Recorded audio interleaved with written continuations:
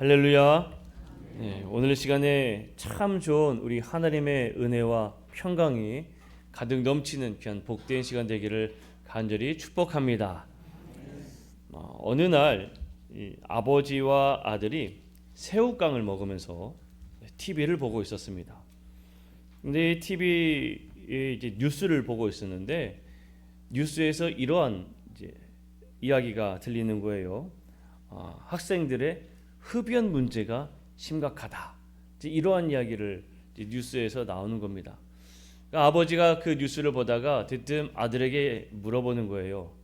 아들아, 넌 학교에서 담배 피지 않지? 근데 물어봅니다. 이 아들이 아유 아버지, 전 담배에 담자도 모릅니다. 이렇게 얘기하는 거예요. 그런데 이 아들이 새우깡을 먹는데 그 새우깡 먹는 모습이 조금 이상합니다. 어떻게 먹는가 하면 이 검지와 중지 사이에 새우깡을 끼워서 이게 하나 있으니까 제가 이렇게 먹는 거예요. 아버지가 이상해서 아들아, 너 왜 새우깡 그렇게 먹냐? 라고 물어보니까 이 아들이 뜨끔한 겁니다. 그래서 아버지, 이 젓가락 같아서 새우깡 이렇게 끼워 먹으면 더 맛있어요. 이런 이야기를 하는 거예요. 아버지가 뭐 그러니 하고 이제 넘어가는데 어머니가 이제 밥 다 됐어요, 밥 먹어요 라고 부르니까 아들이 네 하면서 먹던 새우깡을 비벼서 내려놓고 밥을 먹으러 가는 겁니다. 아버지가 그것을 보고 알았을까요, 몰랐을까요? 알았죠. 그래서 좀 이런 표현은 죄송합니다만 뒤지게 맞고 혼나는 거예요. 시간이 흘렀어요. 시간이 흘러서 또 아들과 아버지가 새우깡을 먹으면서 뉴스를 보고 있었습니다. 그런데 이 뉴스를 보다가 이번에도 아버지가 묻는 거죠. 아들, 이번에는 정말이지? 아빠가 아들 믿어도 되지? 그러니까 이 아들이 아버지, 제가 그렇게 맞아 죽을 뻔했는데 그 담배 안 핍니다. 먹을 때도 이제는 요렇게 아까 말씀 보여드렸죠. 요렇게 먹는 게 아니고 이제 요렇게 집어서 먹기 시작하는 거예요. 그리고 이제 어머니가 밥 먹어요라고 이야기를 하니까 이제 예전에처럼 이렇게 안 하고 그냥 새우깡을 고스란히 잘 놓고 밥 먹으러 이제 간 겁니다. 그러니까 아버지가 그 모습을 보고 그래, 그렇게 맞았는데 또 피울 수는 없겠지. 그래, 다 끊었구나 생각을 하고 있었습니다.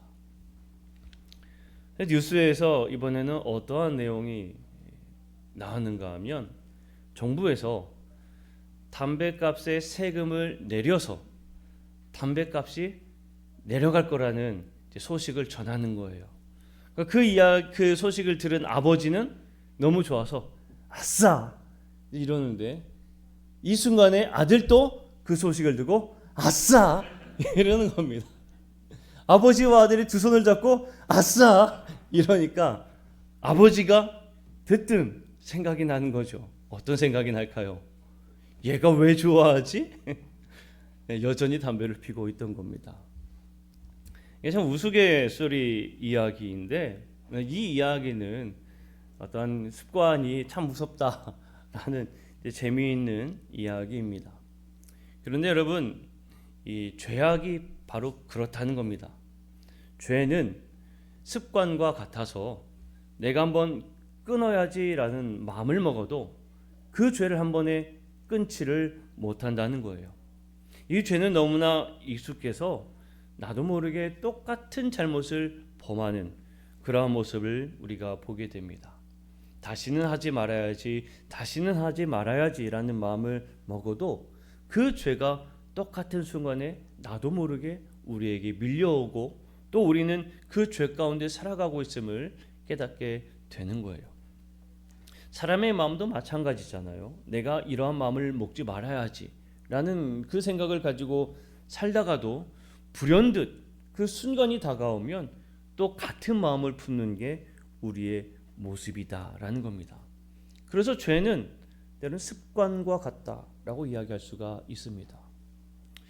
민수기의 본문 내용은 불뱀 이야기의 사건을 우리에게 말해주고 있습니다.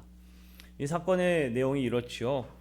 호르산에서 출발해서 홍해길을 따라 에돔 땅을 우회하려 하는 그 순간 이스라엘 백성들이 왜 멀리 가는가 하는 이 길의 여정 때문에 불평과 불만을 토로하게 되고 이 원망으로 인해서 하나님께서 불뱀을 보내어 이스라엘 백성들을 징계하시는 그 내용이 우리가 함께 읽은 민수기의 내용입니다. 그런데요, 이 민수기에 등장하는 이 불뱀 사건의 이 사건 들어가 있는 순서가 조금 재미있습니다. 왜 재미있는가 하면 그 앞에 사건이 무슨 이야기를 이루고 있는가, 그리고 그 다음에 이 불뱀 이야기를 이루고 있다는 것을 우리가 가만 보면 이 불뱀 이야기, 이 사건은 우리를 참 다시 한 번 더 내 생활을, 내 생각을, 내 마음을 돌이켜보게 만드는 너무나 귀한 순간이라는 거예요. 그러면 그 앞에 무슨 사건이 일어나느냐?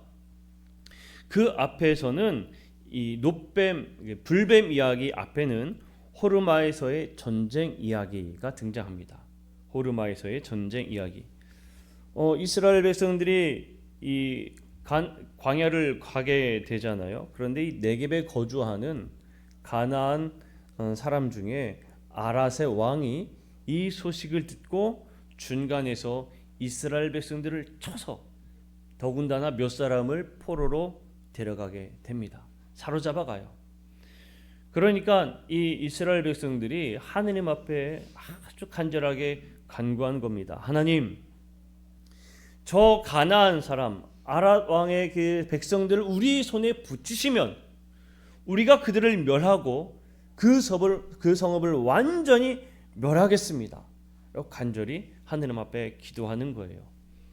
하나님께서 그들의 기도를 들어주셔서 이 이스라엘 백성들이 가나안 사람들과의 전쟁을 치루어서 그 전쟁에서 완전히 승리하게 됩니다. 완전한 승리를 이루어요.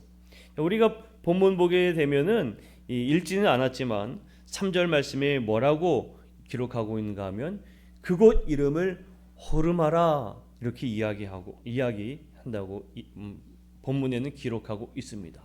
그곳 이름을 호르마라. 이 호르마라는 뜻이 무엇인가 하면 완전히 멸함이라는 의미를 가지고 있습니다. 그러니까 이스라엘 백성들이 가나안과 싸워서 가나안 백성을 어떻게 만들었다는 이야기입니까? 완전히 멸한 거예요.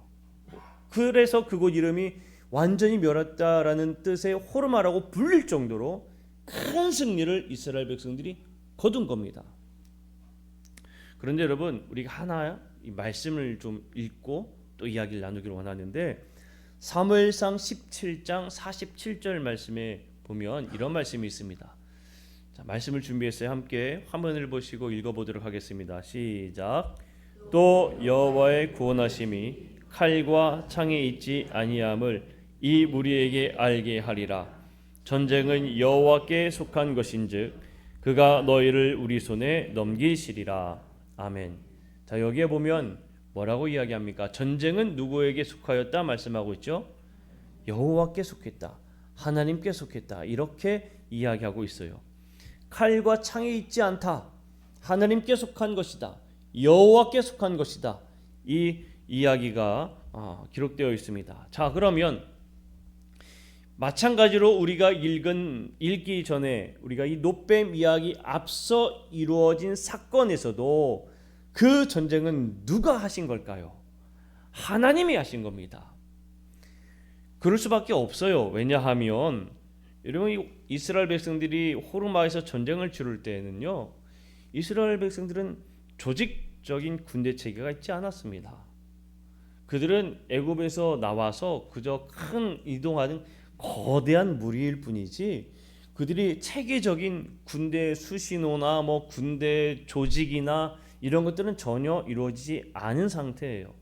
더군다나 이스라엘 백성들은 지금 현재 이 가나안 백성을 칠 수 있는 무기도 없었습니다. 그러니까 쉽게 이야기하면 이 가나안 백성들은 성읍이 쌓여져 있을 정도로 체계적으로 자리 잡혀 있는 군대가 조직되어 있었고 또한 그들에게는 무기가 있었어요. 이스라엘 백성들이 몽둥이를 가지고 싸운다면은 그 가나안 사람들은 칼로 싸우는 겁니다. 칼과 몽둥이의 대결에 이게 전쟁의 게임이 되겠습니까? 우리가 함께 읽었던 저 사무엘상 17장에 나와 있는 것처럼 칼과 창에 있다고 한다면 전쟁에서 승리할 수 없는 전쟁이었어요. 그러나 이스라엘 백성들은 그곳 이름을 호르마라고 이야기할 정도로 완전한 승리를 거두어들였습니다. 왜요? 그곳에 하나님께서 역사하셨기 때문에 그렇다는 겁니다. 자, 그러니까 이스라엘 백성들의 이 놋뱀, 불뱀 이야기의 사건 앞서서 무엇을 경험하였느냐? 이스라엘 백성들은 하느님의 일하심, 하느님의 역사하심, 하느님의 은혜, 이거를 이스라엘 백성들이 아주 잘 경험하고 깨달았다는 거예요. 그런데 보세요. 이스라엘 백성들이 그 은혜를 경험했는데 지금 본문에서는 뭐하고 있습니까? 불평하고 있는 거예요. 불만을 토로하고 있는 겁니다. 원망하는 겁니다. 조금 전까지 하나님의 은혜를 경험하였음에도 불구하고 그들은 지금 원망하고 있어요. 불평하기 시작합니다. 심지어는요, 어떠한 불평까지 하는가 하면 민수기 21장 5절 말씀에 한번 볼까요? 자, 화면에 있습니다. 함께 읽어볼게요. 시작. 백성이 하나님과 모세를 향하여 원망하되 어찌하여 우리를 애굽에서 인도해내어 이 광야에서 죽게 하는가? 이곳에는 먹을 것도 없고 물도 없도다. 우리 마음이 이 하찮은 음식을 싫어하노라. 아멘. 아멘. 여러분, 가만 보세요. 먹을 것도 없고 라고 이야기했는데 마지막 절에 뭐라고 있습니까? 하찮은 음식을 싫어하노라. 이스라엘 백성들에게 음식이 있었을까요? 없었을까요? 있었어요. 있었는데 그들이 먹는 것을 어떻게 여기고 있습니까? 하찮은 음식이라고 이야기하고 있습니다. 그러면 이스라엘 백성들이 지금 하찮은 음식이라고 말하고 있는 이 음식은 도대체 무엇일까요? 만나였습니다.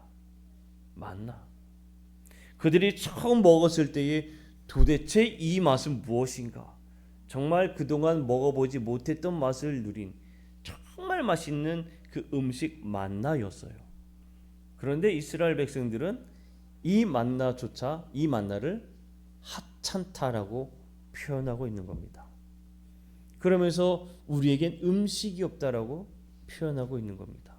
아니, 방금 전까지, 얼마 전까지 하나님께서 역사하셔서 그 은혜를 통해서 저 가나안 사람들을 물리쳤는데 지금은 그 음식을 공급해 주신 하나님의 은혜조차 불평으로 다가오는 거예요. 왜요? 그들이 가야 할 길이 왜 멀리 돌아가냐는 거예요. 왜 멀리 돌아가냐는 거예요. 그 더운 광야길을 왜 멀리 돌아가냐는 거예요. 광야길을 가는 건 참 힘든 일입니다. 인터넷만 찾아봐도 광야가 어떤 곳인지 금방 나오잖아요. 아주 뜨거운 태양볕 아래 걸어가야 하고요. 메마른 땅에서 물을 얻는다는 건 참으로 어려운 일입니다.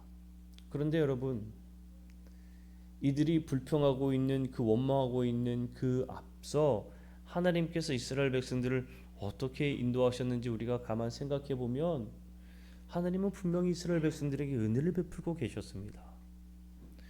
이스라엘 백성들이 그 뜨거운 그 태양볕 아래 걸어감에 있어서 조금이나마 하나님이 시원하게 걸어가라고 구름으로 그 태양을 가려 주셨어요. 그리고 밤에는 너무나 추운 그 지역에 불 기둥으로 그들에게 따뜻함을 제공해 주셨습니다. 그런데 지금 이스라엘 백성들에게 있어서 불평이 솟아나고 원망이 솟아나니까 하나님께서 그들에게 주셨던 은혜는 은혜가 아닌 거예요. 내게 주신 그 은혜는 은혜가 아닌 겁니다. 그들이 원망이 시작하니까요, 어떻게 원망하는 마음을 가졌을까요? 그 뜨거운 곳, 아무리 하나님이 구름으로 그 태양빛을 가려준다 할지라도 그 기온이 조금 떨어질지언정 시원할까요? 덥겠죠. 아무리 불기둥으로 밤에 따뜻함을 제공한다 할지라도 따뜻한 그러한 안식처가 됐을까요? 그래도 추움이 있었겠죠. 그러니까 멀리 돌아가는 순간 이 고생을 우리가 또 해야 되느냐 하는 거예요. 또 해야 되느냐.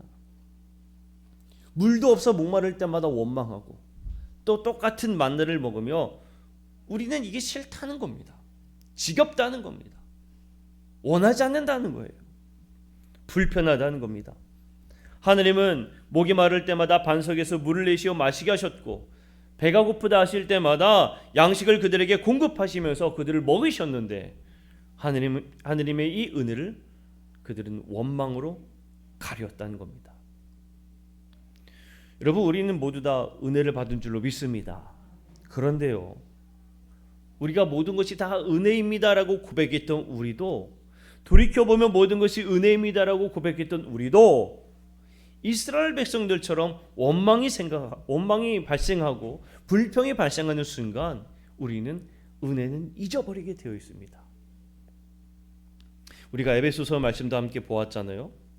에베소서 말씀에 그 2장에 보게 되면 에베소서 2장 우리가 함께 읽었는데 이 새번역 성경으로 한번 읽어보잖아요.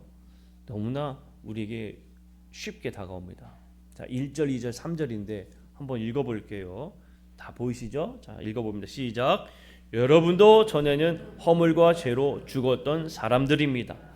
그때의 여러분은 허물과 죄 가운데서 이 세상의 풍조를 따라 살고 공중의 권세를 잡은 통치자 곧 지금 불순종의 자식들 가운데서 작용하는 영을 따라 살았습니다. 우리도 모두 전에는 그들 가운데에서 육신의 정욕대로 살고 육신과 마음이 원하는 대로 행했으며 나머지 사람들과 마찬가지로 날 때부터 진노의 자식이었습니다. 아멘. 여러분, 뭐라고 이야기합니까? 우리도 육신대로 살았고 마음이 원하는 대로 행했고 다른 사람들처럼 진노의 자식으로 살았습니다 라고 고백하고 있어요. 알고 있는 거예요. 우리도 죄인이다. 하나님께서 우리에게 일용할 양식을 주셔서 그 양식을 받고 살아갈 은혜를 우리는 누리고 있었지만 세상의 풍조에 따라 부족함을 더 보게 되고 불순종의 욕망이 우리를 사로잡아 하나님의 은혜보다는 불편함을 찾게 만든다는 겁니다. 은혜로 감사보다는 육신의 정욕의 부족함으로 소리치는 우리를 발견하게 되는 겁니다.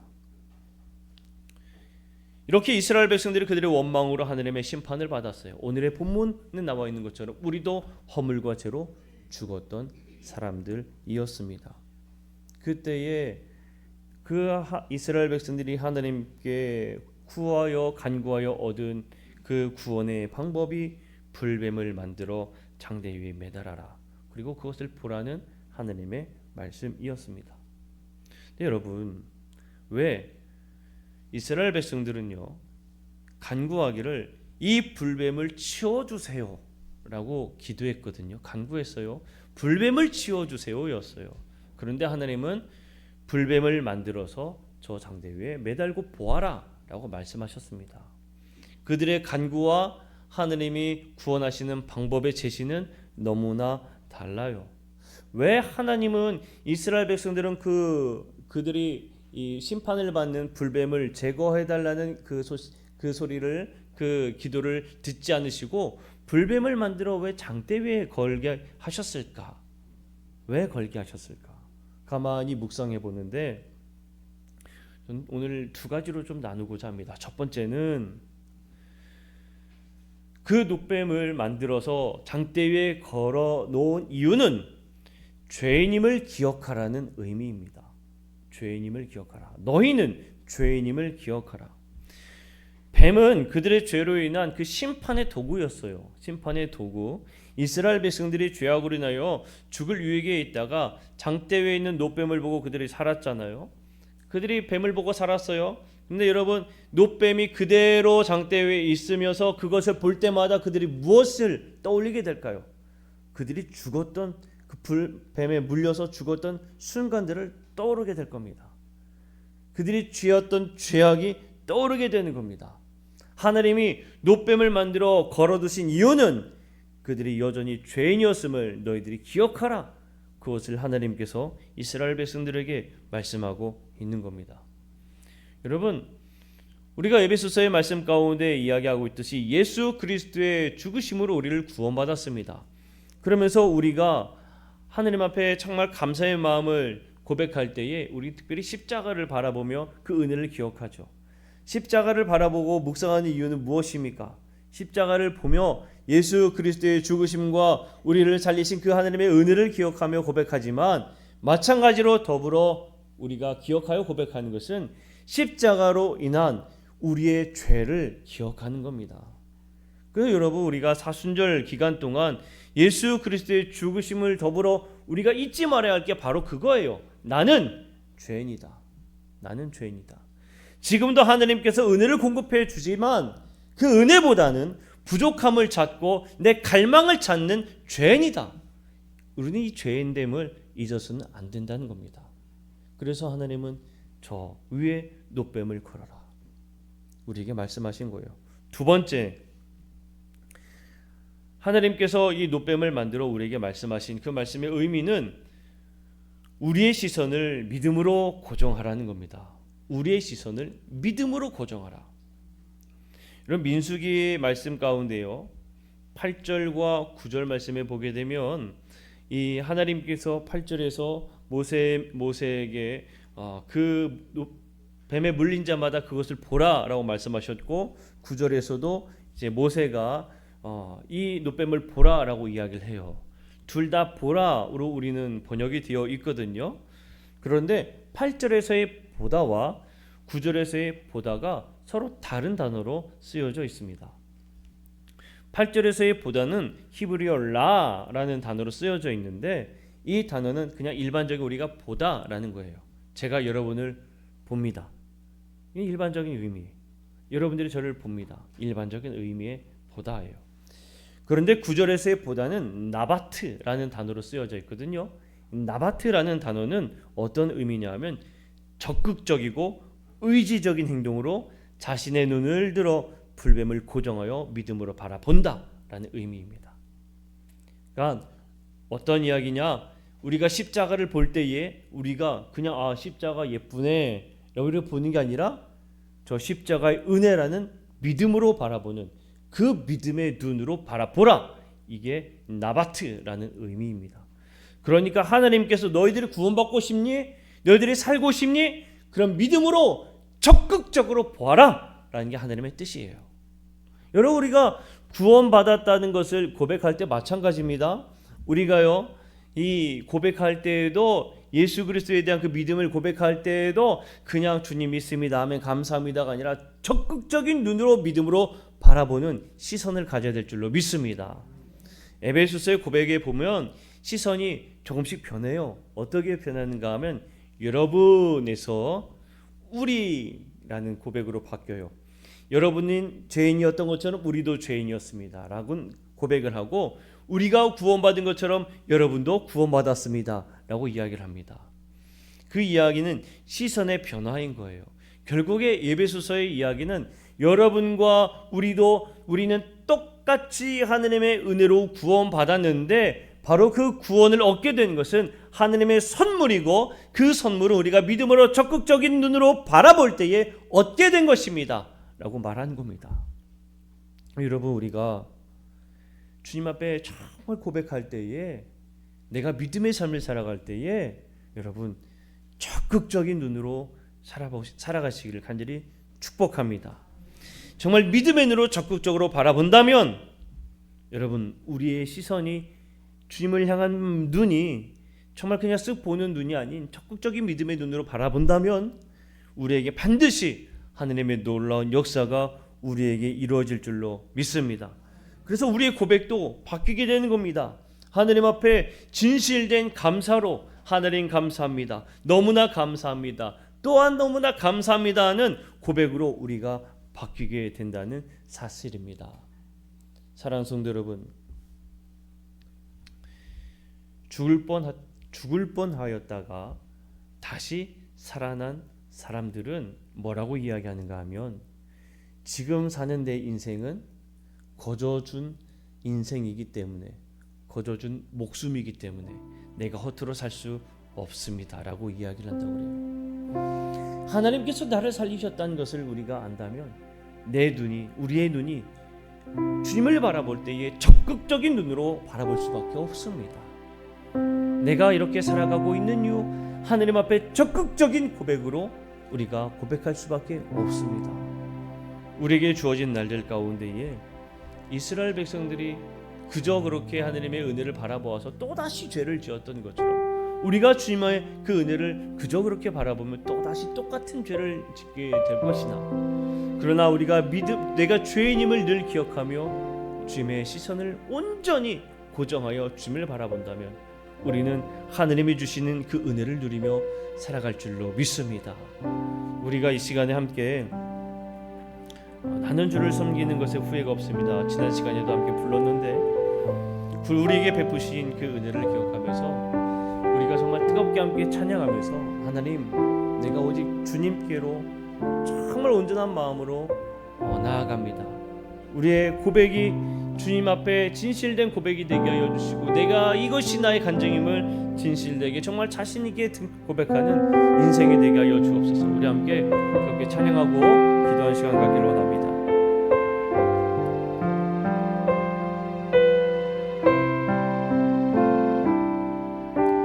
나의 평생에 가장 복된 일은 내가 예수님을